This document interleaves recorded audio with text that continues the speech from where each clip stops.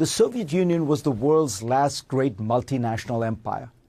And under Putin, Russia has been trying for a decade to rebuild that empire against the desires of the people of Ukraine and Georgia and Belarus and others. Putin is on the wrong side of history, freedom, and human aspirations. Ignorance on stilts. What is this? Fake news for dummies? What a joke on Farid for his call for freedom and human aspirations when the country he lives in and is reporting from has none. Hello and welcome again to the Edge of Politics podcast. Geopolitical Queen here with today's episode on how news anchors like Farid Zakaria try to throw dust into the eyes of their audience with some fiction being packaged as news. People like Farid Zakaria are the main reason why semi-education is bliss. First of all, if people like Farid intend to narrate some history, then they should please do their research and narrate historical facts, not this usual CNN fiction which they try to sell to listeners as history. How many times haven't President Putin informed the world that he is not interested in any empire or grabbing any land from anywhere? But for people so unhinged like Farid Zakaria, fake news and propaganda sells. So here we are being punished with some of his fantasies. Let's take a listen. Instead of doing a point-by-point rebuttal, I thought it would be worthwhile to provide a brief recap of the history of U.S.-Russia relations.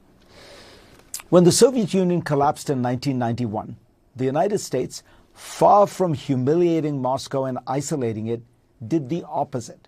It tried to integrate the newly democratic state into the highest councils of global power.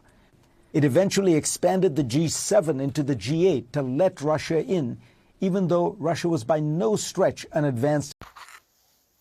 So here is my take too, Farid. For the facts, the Soviet Union didn't collapse. It was dissolved through the Warsaw Pact. Secondly, the Soviet Union was dissolved in 1991, and Russia joined the G7 in 1998. Russia wasn't allowed to join the G8 as a favor, but those were some of the conditions given to Russia by the US that, should the Soviet Union be dissolved, they could join the G8 and they would all be one big family, living ever happy after. These were some of the lies which Gorbachev believed in and sold the soul of his country to the West for pizza and McDonald's. Let us continue listening to his further historical fantasies again.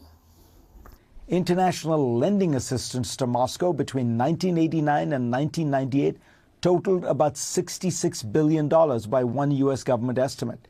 By comparison, total U.S. aid to Israel in those days was around $3 billion a year.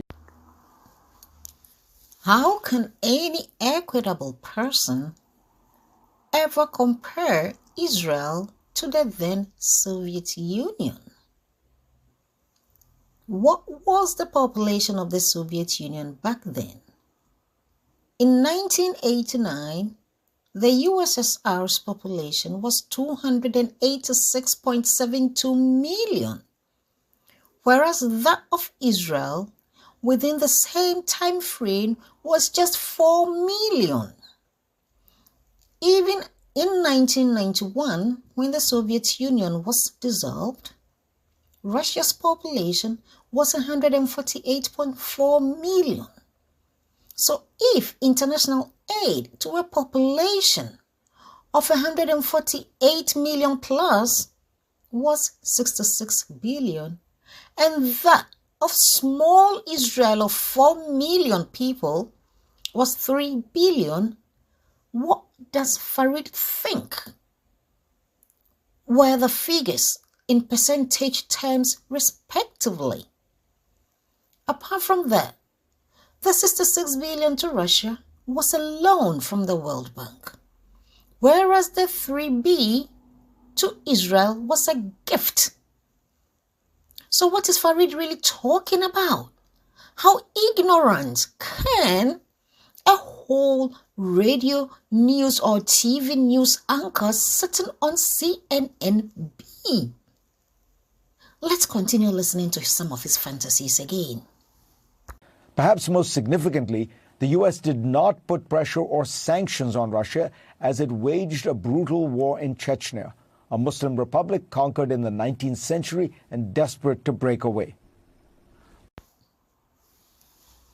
On Georgia and Chechnya, President Putin didn't invade any of them. The U.S.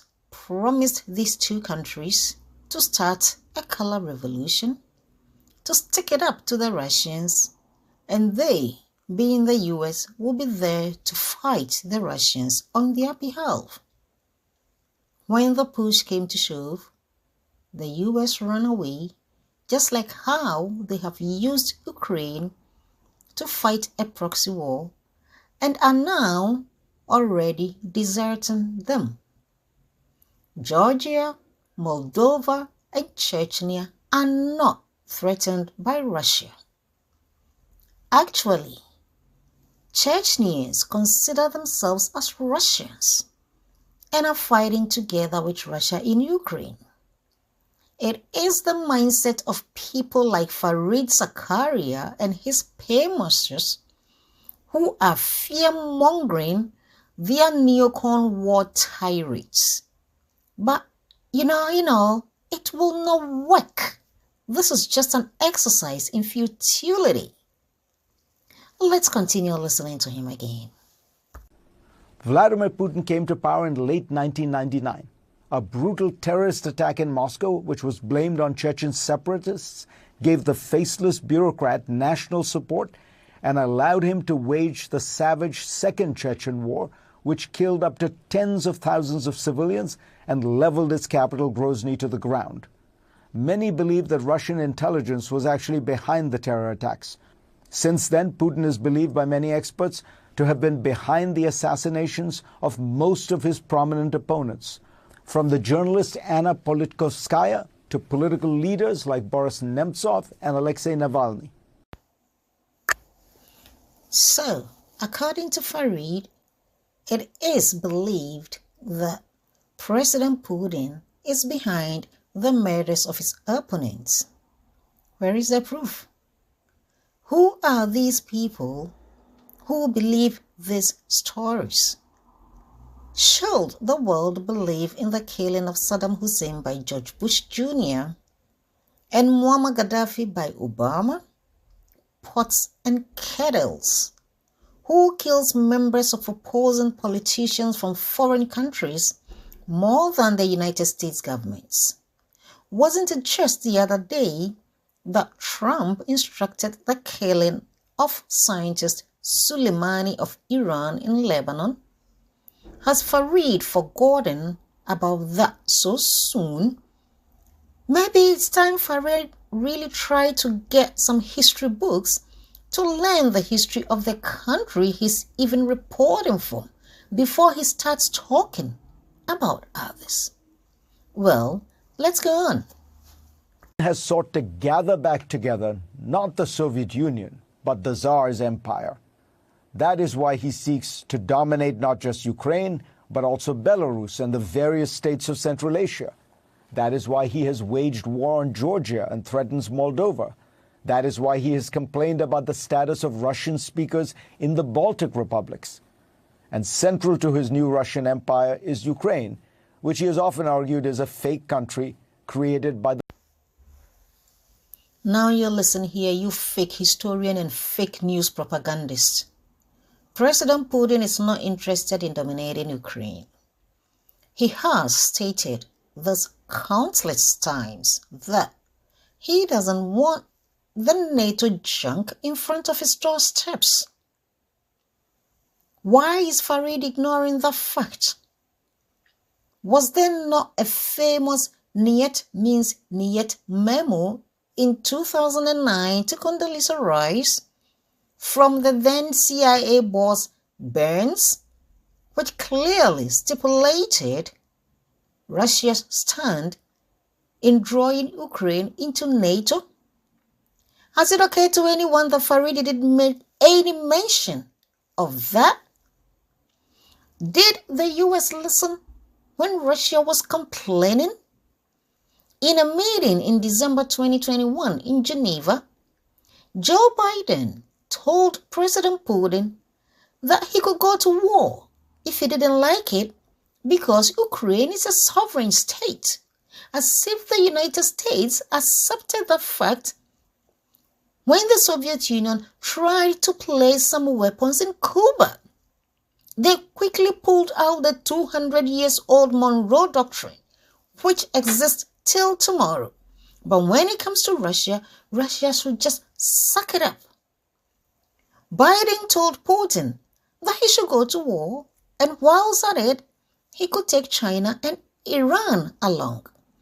So, how is Farid twisting such facts to now claim that President Putin wants to dominate Ukraine? What gibberish is that? I mean, what kind of historian is Farid trying to be? A historian of distorted facts?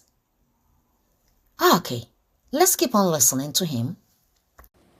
In 2014 in Ukraine, Putin was alarmed to see that even under his hand-picked pro-Russian president, the country was close to concluding an association agreement with the European Union. There had been no further movement toward NATO. The issue was that Ukrainians wanted to strengthen their economic ties with Europe. That led Putin to invade Ukraine, ignoring his own country's guarantee of Ukrainian sovereignty and borders provided in 1994 when Ukraine agreed to let its nuclear arsenal be destroyed, then the world's third largest. By the start of Joe Biden's presidency, Ukraine was no closer to NATO membership. In fact, in Ukrainian President Volodymyr Zelensky's first meeting with President Biden, Biden largely rebuffed him on the issue. A few months later, Russia launched a full-scale invasion of Ukraine designed to conquer the country and take its capital, Kyiv. In 2014, President Putin had no problem with Ukraine joining the European Union.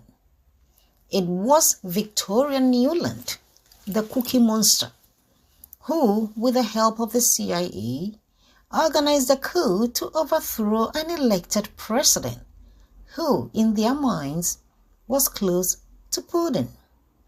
Just in case Farid never heard of this, listen to the famous phone conversation in which Victoria Nuland was overheard deciding who should be president in Ukraine. And then Farid can tell us that it was Russia who was creating coups in Ukraine. How unhinged can anyone be sitting on such a platform? And he was really allowed to broadcast such fake news as historical facts? Jeez, what a character! How are you? What appears to be a hacked phone conversation between top US officials about Ukraine, in which the EU is dismissed in crude terms, has been posted on the internet. The comments are attributed to the US Assistant Secretary of State Karen Nuland, who met President Yanukovych and opposition leaders separately in Kiev on Thursday. The date and precise context of the recording are not known.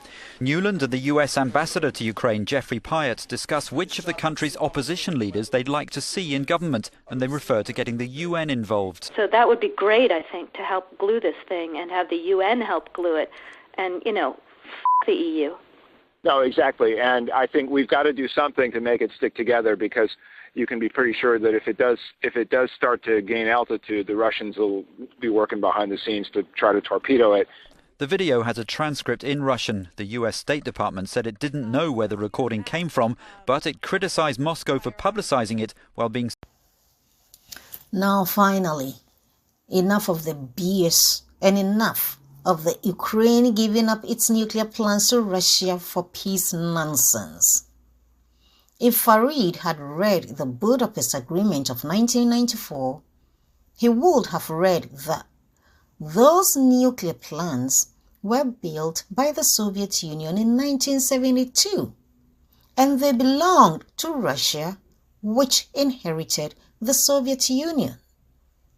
In the 1994 Budapest Agreement, it was agreed that Russia recognizes the sovereign states of Belarus, Kazakhstan, and Ukraine, and effectively remove all Soviet nuclear weapons from their soil. The parties herein, under the guarantees of the US and the UK, agreed, and Russia took over the nuclear plant. So when did Ukraine ever own a nuclear plant and got its hands twisted to give this nuclear plant to Russia in exchange for peace, as reported severally by people like Farid and co. Or let's look at it this way. The US also has nuclear weapons stationed in Germany. Should the US decide to withdraw from Germany, wouldn't they still own their weapons until they decide to hand them over to Germany, for example? So what do you think? Isn't this the responsibility of talkatives like Farid Zakaria to read their history books, if they ever had any, and report the facts to their audience instead of pouring sand into the eyes of those listening as if they are all headless? A video on the same Ukraine giving up its weapons, which is just some sort of fantasy, is below for anyone interested. Well, kindly leave your comments in the comment section below, and thanks for tuning in. I will be back with the next broadcast. Good day.